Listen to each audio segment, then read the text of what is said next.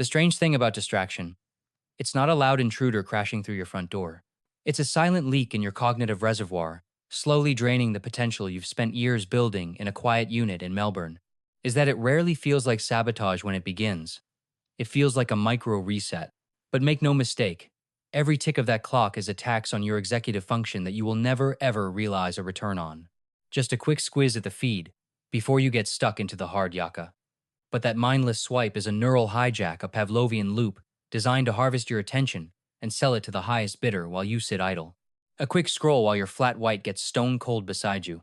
You've traded your peak physiological state for a hit of cheap dopamine, blunting the sharp edge of your focus until it's useless for the task at hand. And slowly, without noticing, your life starts moving in circles. You aren't growing, you're just vibrating in place. Success in this country isn't about being the loudest in the room, it's about the quiet discipline to protect your cognitive bandwidth. This isn't a dramatic collapse.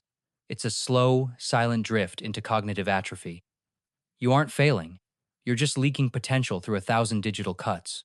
Right now, in the high rises of Melbourne and the terrace houses of Sydney, high-caliber minds are idling in neutral, bracing against the world but losing the battle inside. They're redlining their nervous systems on bottomless feeds, ending the day physically static but mentally depleted, doing absolutely nothing of consequence, yet feeling completely shattered. We love to call this laziness. We love to cut down the tall poppy by blaming their character.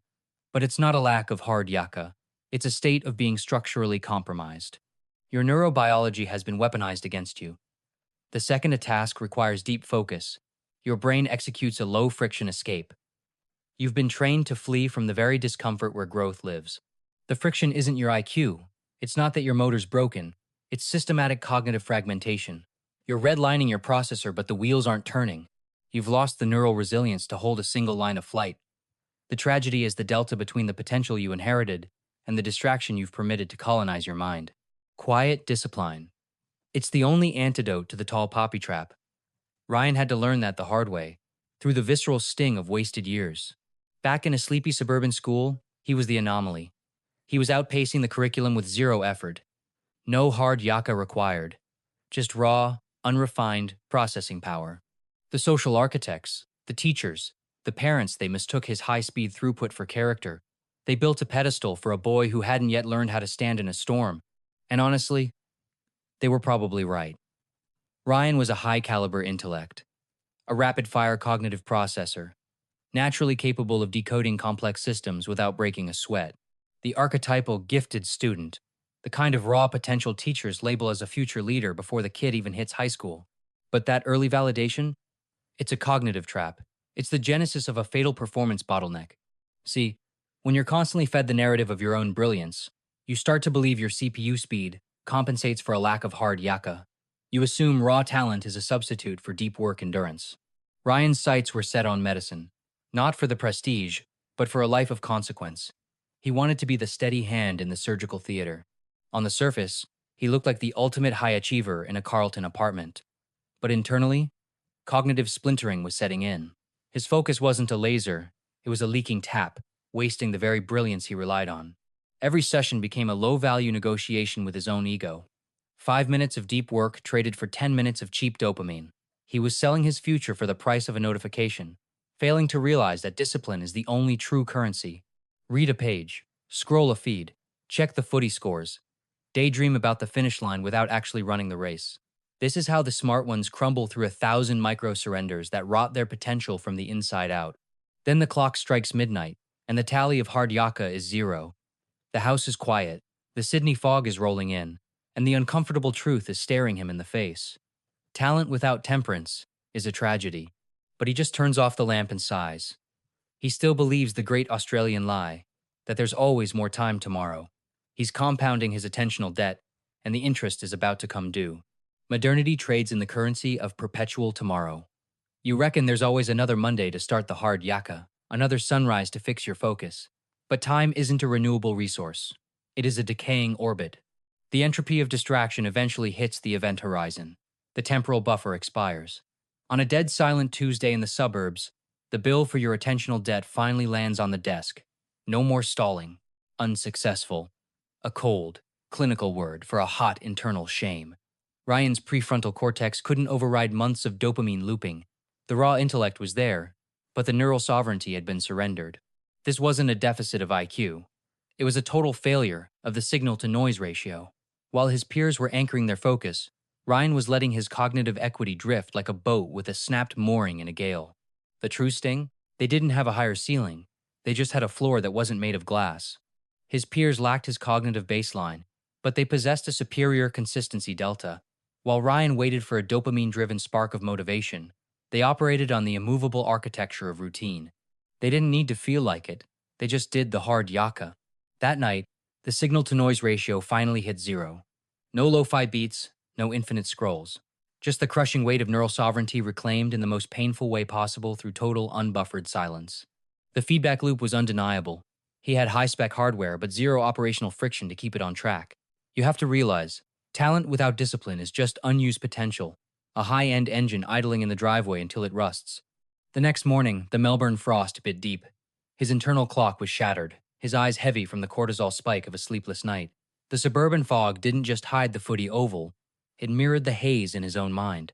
He crunched across the dew, heading toward the only person who understood that brilliance is worthless without a delivery mechanism. It was time to stop the intellectual drift and start the recalibration. It was time to find Coach Miller. Coach Miller wasn't just some PE teacher at the local secondary college. He was an architect of cognitive fortitude. While others chased the glory of the win, he focused on the hard yaka of the internal state, quietly setting cones with the precision of a master craftsman. He operated on a different neural frequency. When he walked past, the rowdy year 10s didn't just stop shouting, they recalibrated. He was the human equivalent of signal over noise, smoothing out the restless energy of every room he entered. Standing by the equipment shed, Ryan finally shed the tall poppy pride that had been his anchor. "I've hit a total system failure, coach. My executive function is shot. I can't focus on anything anymore." Miller didn't offer a platitude. He understood neuroplasticity better than any academic. He gave a sharp, decisive nod. "The noise has won because you've stopped defending the attentional perimeter. Let's start the recalibration. Come with me." They moved through the thick morning mist toward the archery range. In this low-visibility environment, the goal wasn't just to see the target, but to feel the proprioception of purpose. The journey to reclaim his focus had officially begun. From the equipment room, Coach Miller pulled out a rudimentary practice bow. "Cheap plastic. High-fidelity gear is for those who've earned their focus," he grunted. "Most blokes chase the shiny carbon fiber recurve, but they haven't yet mastered the baseline attentional load required to even hold the string." This was a test of tool neutrality. Ryan watched Miller handle the plastic like it was a custom-made heirloom. At the far end of the misty footy field, the target stood as a lonely, primary objective, 50 meters. In this Melbourne fog, it wasn't just a physical distance. It was a cognitive chasm that most smart people fail to bridge because they underestimate the hard yaka of simple repetition. Miller handed over the bow. "Hit the absolute center. No excuses. No intellectualizing the wind resistance." Ryan notched the arrow, his executive function struggling with the manual mechanics. He drew the string back, trying to find his neural anchor in the unfamiliar tension. But his peripheral intake was redlining. A magpie warbled in a nearby gum tree, the distant hum of the Sydney-bound traffic. Other students moving like ghosts in the periphery. He was suffering from input leak, the classic failure of the high IQ mind to prune away the non-essential stimuli. The arrow didn't just miss. It was a total systemic collapse, thudding uselessly into the damp turf. "Attentional residue," Miller stated, his voice like gravel. "You were everywhere except on that target. Tell me, what exactly was your focus priority when you let that fly?" Ryan lowered the bow, his shoulders slumping. He shrugged, looking at the dirt. "Everything, I guess." Miller's expression didn't shift, just a thin, knowing smile. "That's the core of the rot, mate. You're suffering from cognitive saturation. You're trying to process the entire field when you only need the center." Ryan felt the world around the footy oval go dark. It wasn't about the target anymore. It was the neural static. Modern life is a precision-engineered ambush on your willpower. It's 1,000 tiny needles, draining your cognitive reserve before you've even had your first flat white. Your attention capital is being liquidated, fractured into microtransactions of dopamine, short videos, endless outrage, opinions from people who've never done the hard yaka. A mind that's everywhere is a mind that's nowhere. It's weak. It's diluted. Reality snapped back, the gray Melbourne fog biting at their skin. Miller's finger was a steel rod pointing at the gold. In this theater of performance, we call it singular vectoring. A master doesn't see the crowd or the wind. They don't hear the chatter. They exist in the gap between the eye and the target. Miller loomed over him, a silhouette against the overcast sky. If you want to escape the mediocrity of the smart but failed, you have to kill the noise. If you want a different life, your mind must stop bleeding out in 10 directions every single minute. Build your fortress. No more performance, Ryan. No grandstanding. The hard yakka starts in the quiet. Ryan looked Miller dead in the eye and asked, "Where do I initiate the purge?" Rule 1. Attentional sovereignty.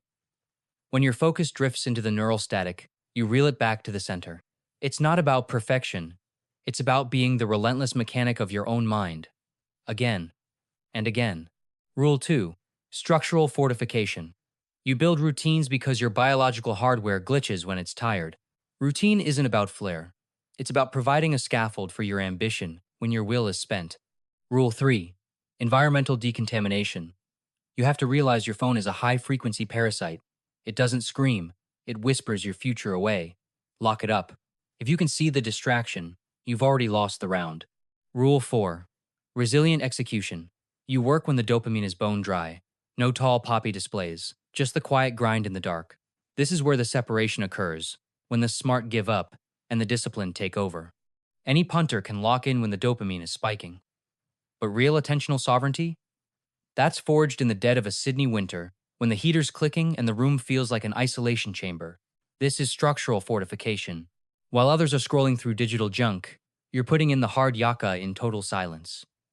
This is where the tall poppy is actually grown, not in the sunlight, but in the dark.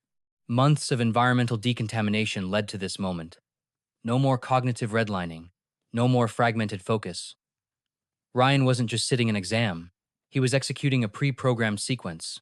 His neural pathways were clear of digital parasites. He didn't just pass, he dominated the bell curve because he'd mastered the art of the quiet grind. The world finally saw the result. They call it natural brilliance because they didn't see the months of resilient execution. They see the trophy, but they don't see the shedding of the old self.